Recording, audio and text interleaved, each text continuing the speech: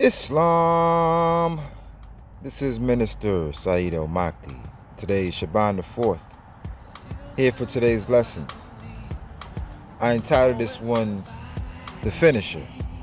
I'm about to show you what true capping is, because the Royal 8-Ball is with me. Alright? I'm about to put it into every second Islam, as prophesied by the Mahdi. So hold on to your seats. Look and listen. 21:37, Allah says all people were created out of Ajilla. Alright? Min Ajilla. This is a noun. It means speed. Ain't that right? What's interesting about this is that Allah says in chapter 21, this is the story of the prophets, that all things were created, all living things were created from water. So we know Ajilla is a separate thing that's inside of man. Speed. The white man is able to now separate certain particles of man and study them in isolation, right? This is called science. Really, the study of science is chemistry. They're able to take particles and study them on a chemical level.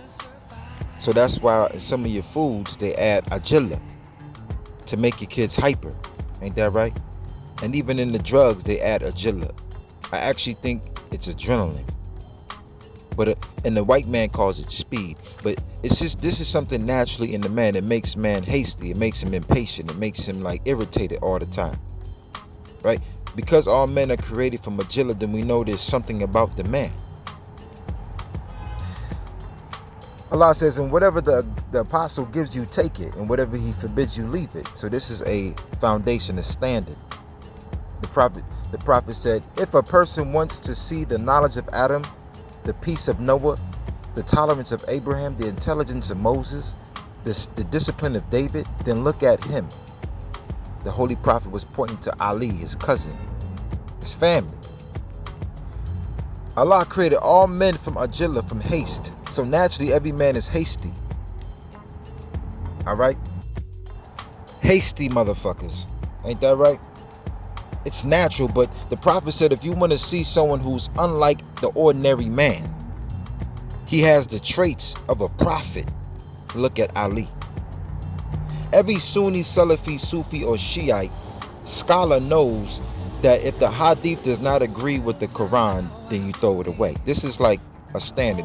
There's so many different sects in Islam, but one of the standards that every sect agrees to is that when you're reading the Hadiths, if it don't agree with the Quran, you throw it away.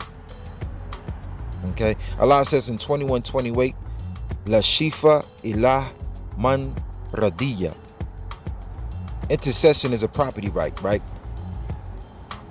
The ability to have a medium between you and God. Whenever you pray on the Prophet. You're asking Allah for something, you want to get your prayers answered, you have to ask for prayers on the Prophet. Being able to have shifa, la shifa illa man radiya. The ability to have intercession. You have to have the agreement, the consent, the radiya. Allah has to be satisfied with this one. And this is why the Moorish crown always teaches us that when you ask for anything, make sure you do it through the shifa of the Moorish crown. So when you pray to Allah through your ancestors, there is a certain pattern that it must go through. The royal crown. But you see, when you have this Ajilla inside of you, it's hard to accept. Because you see, the Prophet said, if you want to see someone, he said this in front of his companions. Can you imagine that? He's saying this in front of everybody. If you want to see somebody who look like a prophet, who act like a prophet, he pointed at Ali. So you gotta understand, a racist motherfucker is really jealous, right? For I use myself as an example, when I'm preaching, they be like, it's the way he said it, it's what he said. They say he's arrogant, he's conceited. You see, it's because of the qualities of the Prophet that are in me. I'm not calling myself a prophet. It's the behavior, it's the traits of a prophet that are flowing through me. It'll make a person jealous. They will call my arrogance, which is really courage, and they call me conceited, which is really confidence. You see, a racist motherfucker who hasn't been able to get past agilla, that hastiness, that speed inside of them, right? The impact of agilla is like a heavy object that hits your foot. You understand what I'm saying? So when we talking about the finisher, I'm about to truly cap every second Islam. Because the reality is this. Following the family of the Prophet is following the Sunnah. And following the Sunnah is following the Prophet's family. The Prophet said, I leave you two precious things. Every sect knows this famous hadith. The book and my kindred, my Ahlul Bayt, my family. But now the Sunnis will say, I leave you the Quran and the Sunnah. But one thing that every sect holds up to, every scholar of every sect knows that if the hadith does not agree with the Quran, then we throw it away. So my duty here is to prove that following the Sunnah is following the family. Allah says you will be distinguished through things like trauma, hunger, destitution, mental warfare, and personal death. These are the patient. You see, because every man was created from agilla. Every man was created hasty, irritable. Everybody's in a rush. No one likes to be patient. Your kids are fucking hyper, right? You got a lot of baby dolls out here, adults with child's mind, because they haven't been able to conquer that. These parents don't teach their youth how to be disciplined. That's why the young people are very hyperactive, because they haven't been able to conquer that agilla. See, when you are able to go through the lessons, like right before you, trauma, hunger, destitution, mental warfare, then you learn how to be a patient man. Your ability to control your emotions is what makes you successful. This is the game of life. But because so many people don't know the game of life, they're hasty. So when they see someone who has the qualities of a prophet, the racism, the rejection, remember, racism is to reject something without justice. You have no justifiable reason why you're rejecting that person. Only why? Because they have Islam, peace. You mad at that. You making jokes at that person because of that. See, you see, racism could kick in like that, and that's really called kufr in Arabic. Kufr. That's called kufr. Allah subhanahu wa ta'ala gives heavenly knowledge to only a few. And the one who makes the perfect example, the one who exemplifies this verse the most, of course, is the Prophet Muhammad. But we got to go back to the ancestor Abraham. Abraham went through all of this. Abraham left his own father for this. This is a way of life. This is a culture. This is a sunnah. Like Abraham had to go through shit before he was called imami. And one of the Moorish crowns tell us so quick. Abraham was a slave before he was a prophet. He was a prophet before he was a messenger, and he was a messenger before he was a friend, and he was a friend before he was made imami. When all of the above conditions accumulated in Abraham, Allah said, today, I have certainly made you the leader of the free world, imami. To Abraham, to be a leader was so great that he said, can this imami be in my progeny, my blood? Allah said, my covenant will not extend to the unjust, 2:124. So this is actually the tafsir of 2:124. Is that Abraham, before he became a saint, as the prophet called Ali, imami, before you can even reach this level of spirituality, you have to be a slave. That means you have to get past the agilla, the impediments of the soul. It's a spiritual evolution. So, right, Allah made this to be in his bloodline, but not including where the ones who didn't conquer themselves. It's only for a selected few, the Moorish crown, as I'm going to argue today. Heavenly knowledge has gatekeepers as the roads have highways. The family are the highways that the roads lead to the heavenly gates. You see that analogy, people? You can't get to the heavenly gates without taking the road on the highway of the family of the Prophet.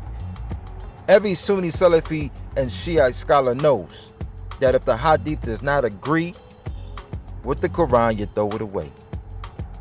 So now it's only right that I show you the verse that will justify why every Muslim has to follow RGY. Because we are the 12th Moorish crown, and I am the Mahdi, and I have proven thus with the red pill. You can listen to that lecture. I have proven thus who I am with the proofs, and I'm going to show you why you're obligated to follow me, to follow the Moorish crown.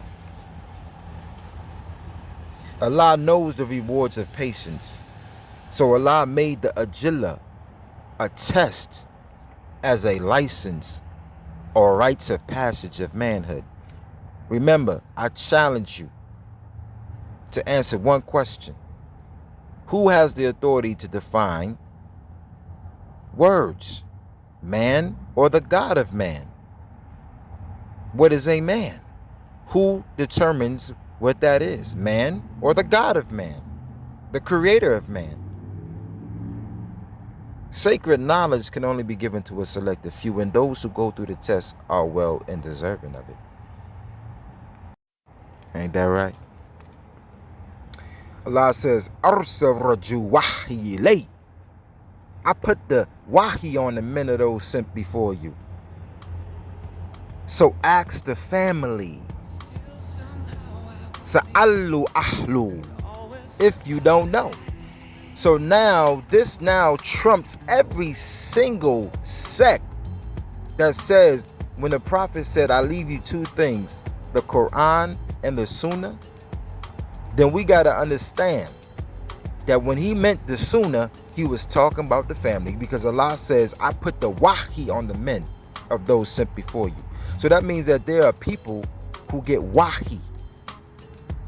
And if the Prophet didn't know, ask the people of the family. That's why the Israelites, Bani Israel, you hear them, the ISUPK, they say they're priests. They even know about the priesthood. They know that the Most High Elohim chooses a priesthood, a holder of the book, and they always going to be from a particular family of the chosen people. That is the Ahlul Bayt. So because the Prophet said, I leave you two things, the Quran and my family, Allah says to ask the family, if you don't know, about those who get the wahi. So what is the wahi? It is divine revelation. It is inspiration. It is something that is put in you by God, by Elohim, Ilah, La ilaha illallah. And then they act on command. They understand the rhythm of life. That's why Solomon could understand the language of the wind. David can speak to birds. You understand what I'm saying? Solomon had control over the jinn, because you understand what wahi is. Come on. Allah says, trust in God and God's messenger and the light that's come down. The nuriyah, the wahiyah, the ruhiyah, right? This is all synonymous. The spirit, the light. It goes inside the family. That's it, the Moorish crown. So according to Moorish law or Sharia law, Islamic law, the hadiths that you're supposed to be reading have to be from the Prophet's family. Because Allah says they get the wahiyah. The men that come before Muhammad got wahiyah. So ask the family. So of course, we're going to stick with the family. These are the God bodies of man. No, I'm not saying that God, Allah has a body. I'm saying that the body of God, right? The vessels of God have the prophetic behavior. They have the prophetic duties. I am the eyes of God, the hand, side, and the door to Allah. This is Ali. He was not arrogant. He knew who he